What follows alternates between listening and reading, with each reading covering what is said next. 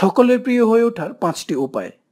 এই কথাটি সত্য যে এই পৃথিবীতে সকলের মন জয় করা যায় না, কিংবা আপনি আশা করতে পারেন না যে সকলেই আপনাকে ভালোবাসবে। তবে হ্যাঁ, বেশিরভাগ মানুষেরই মন জয় করা সম্ভব।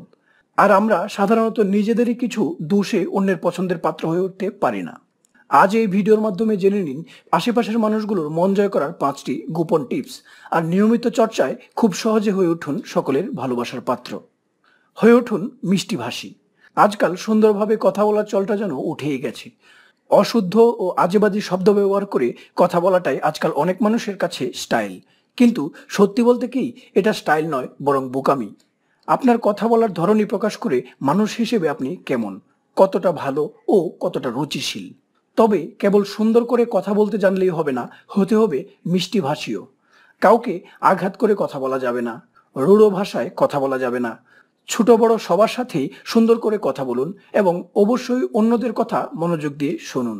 দেখবেন কেবল এই কথা বলার ধরন পাল্টে সকলের কাছে প্রিয় হয়ে উঠছেন। কারো ব্যক্তিগত ব্যাপারে নাক গলাবেন না। একটা জিনিস মনে রাখবেন, কিছু ব্যাপার প্রত্যেকটা মানুষই ব্যক্তিগত পর্যায়ে রাখতে পছন্দ করে। অযথা কারো ব্যক্তিগত ব্যাপারে অতি কৌতূহল প্রকাশ করতে যাবেন না, আগ বাড়িয়ে কথা বলবেন না, কিংবা গসিপ খুঁজতে যাবেন না।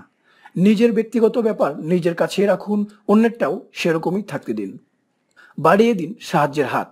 মানুষ মানুষের জন্য, কিন্তু আজকাল এই আধুনিক যুগে আমরা কে রাখি কার খবর? নিজের পাশের বাসায় যে প্রতিবেশী, তার খবরও কি রাখা হয় ঠিকমতো? নিজের আশেপাশের প্রিয় মানুষগুলোর খোঁজ খবর রাখুন। প্রতিবেশী থেকে শুরু করে অফিসের কলিগ, চেষ্টা করুন সবারই খোঁজ খবর রাখতে। বাসার কাজের বুয়া বা দারোয়ানকেও জিজ্ঞাসা করুন তিনি কেমন আছেন, তার সাথে কুশল বিনিময় করুন। আর যখনই কাউকে বিপদে বা সমস্যায় দেখবেন, নিজের সাধ্যমতো সাহায্যের হাত বাড়িয়ে দিন। কারো ক্ষতি করবেন না। কারো ক্ষতি করা তো দূরে থাক, ক্ষতি করার চিন্তাও করবেন না। একটা জিনিস জানবেন, নিজে ভালো তো জগৎ ভালো। কারো ক্ষতি করে জীবনে কিছুই পাওয়া যায় না। পরচর্চা ও নিন্দা একদম ভুলে যান। পরচর্চা করা, অন্যকে নিয়ে সত্য মিথ্যা গসিপ করেন যারা, বিনা কারণেই অন্যের নিন্দা করতে ভালোবাসেন যারা, তাদেরকে আসলে কেউই পছন্দ করেন না। তাই সকলের প্রিয় পাত্র হয়ে উঠতে এই অভ্যাসটি অবশ্যই ত্যাগ করতে হবে। হয়ে উঠুন একজন সত্যবাদী। পৃথিবীতে সত্যবাদী মানুষদের যে সম্মান, তেমনটা আর কোনো মানুষের ক্ষেত্রে নেই। সত্যবাদীরা কেবল সম্মানের পাত্র নন, সকলেরই প্রিয় ও ভরসার পাত্র। তাই চেষ্টা করুন একজন সত্যবাদী মানুষ হয়ে উঠতে, দেখবেন জীবনটাই বদলে গেছে। তো ভিউয়ার্স, আজকে আপনারা জানলেন সকলের প্রিয় হয়ে ওঠার 5টি কৌশল সম্পর্কে। আমার এই ভিডিওটি যদি ভালো লেগে থাকে তাহলে লাইক করবেন। আর এই টিপসগুলো থেকে যদি বিন্দুমাত্র উপকৃত হয়ে থাকেন, তাহলে অবশ্যই আপনার প্রিয় বন্ধু বা বান্ধবীর সাথে শেয়ার করবেন।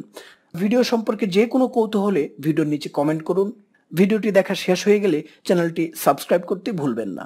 আপনাদের সুন্দর জীবন আমাদের কাম্য। হয়ে উঠুন সকলের প্রিয় মানুষ ও প্রিয় পাত্র। এই প্রত্যাশা নিয়ে আজকের মতো এখানে বিদায় নিচ্ছি। ভালো থাকবেন, সুস্থ থাকবেন। আল্লাহ হাফেজ।